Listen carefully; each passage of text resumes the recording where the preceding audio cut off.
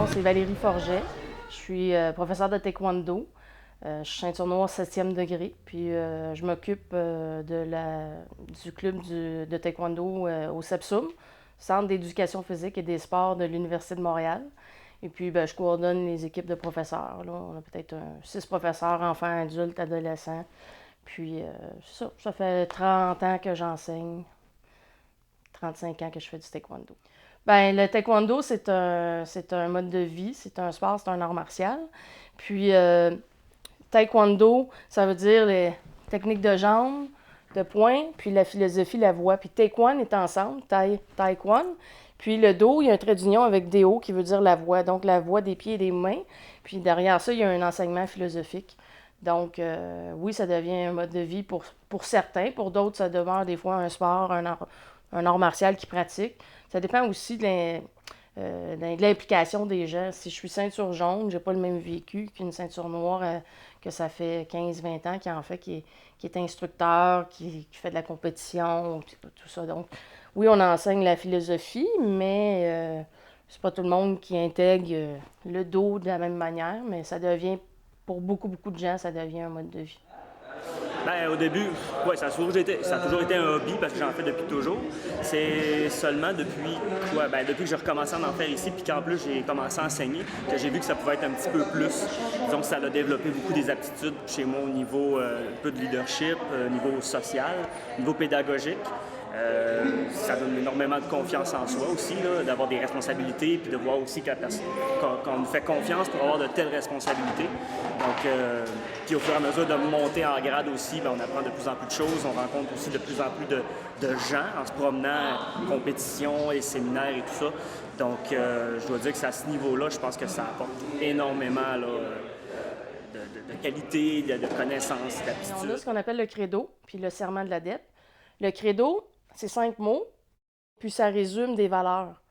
Le credo, c'est courtoisie, intégrité, persévérance, contrôle de soi, puis courage. Le serment, c'est 5 phrases, puis ça te donne des actions à faire. Donc, ça résume, le credo et le serment, ça résume la philosophie du taekwondo qui est de prôner un monde meilleur et plus pacifique.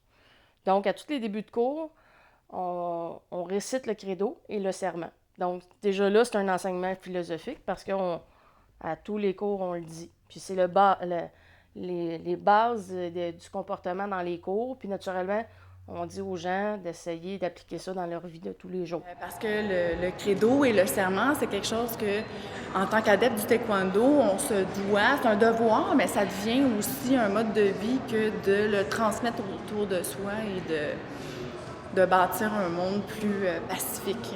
Donc, ça commence autour de soi, puis après, on espère que ça grandit. Puis quand on va faire le salut, au début du cours, on va saluer le professeur, le seigneur du groupe. Puis à chaque fois que les participants travaillent ensemble, ils se saluent aussi, au début et à la fin. Donc, c'est pour dire, on est des partenaires, on n'est pas des adversaires. Et puis bon, des fois, on peut recevoir un mauvais coup, des choses comme ça, on contrôle. Mais si on est, disons, fâché ou pour pas garder de ressentiment, on se salue. Donc, il y a toute une façon de faire, là, juste avec les saluts, puis avec le début de cours, puis à la fin du cours aussi, on salue. Le même principe. Puis quand on sort et on rentre dans la salle, qu'on appelle un dojang, on salue aussi. C'est pour dire qu'on laisse tout à l'extérieur, notre journée, ça a bien été.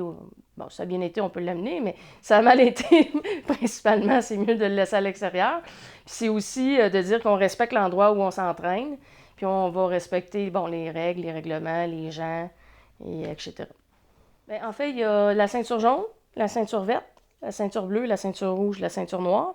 Puis, entre chaque ceinture, il y a une barre de la couleur de la prochaine ceinture. Donc, blanche, une barre jaune, jaune, jaune barre verte, verte, verte barre bleue, bleu, bleu barre rouge, rouge, rouge barre noire. Puis, ensuite de ça, les ceintures noires, c'est de 1er à 9e dan, le maximum, pour reconnaître ton expérience. C'est que le fondateur, quand il a créé la Fédération internationale puis son système de ceinture, ce qu'il disait, c'est à 4e degré, tu peux devenir instructeur. Parce qu'avant ça, de blanche à noir, à rouge barre noire, tu étais un enfant. Puis après ça, de 1er degré à 3e degré, tu étais un adolescent. Puis à 4e degré, tu devenais adulte. Sauf que c'est une belle théorie, mais en fait, les 4e degrés, il n'y en a pas tant que ça, parce que ça prend en moyenne 10 ans de formation, 10-12 ans. Donc, il a autorisé les gens de 1er à 3e degré à enseigner. Puis, ces gens-là doivent être sous la tutelle, être encadrés par des ceintures noires 4e degré et plus. Donc, c'est comme ça que l'enseignement se fait. Puis, souvent, on a de la difficulté même à avoir des ceintures noires comme assistants. Alors, à partir de ceinture rouge, juste avant la ceinture noire, on autorise les gens à être assistants, instructeurs. Mais doit être vraiment encadré. Bien, en fait, ça réunit quand on arrive dans un gymnase puis qu'on a tous le même habit blanc avec... puis la seule chose qui nous sépare, c'est les ceintures noires. On a comme ce qu'on appelle une cabane après l'uniforme, des alentours comme du manteau. Puis 4e degré et plus, on a des barres noires sur les manches puis les pantalons. Mais la seule chose qui nous classe, entre parenthèses, c'est la ceinture puis l'expérience. Puis, tout se fait en coréen au niveau international. Donc, peu importe la langue que tu parles, de quel pays tu viens, c'est les mêmes règlements, c'est la même façon de faire la technique. Quand on arrive au championnat du monde, puis qu'il y a 70 pays, puis il y a un credo, un serment, le même système de ceinture, tout le monde fait les mêmes katas qu'on appelle les formes, c'est sûr que ça réunit. Puis, la philosophie du taekwondo, ce qu'il disait le fondateur, c'est qu'il n'y a pas de différence entre l'âge, le sexe de la personne, la religion, et puis l'origine ethnique, puis l'origine sociale.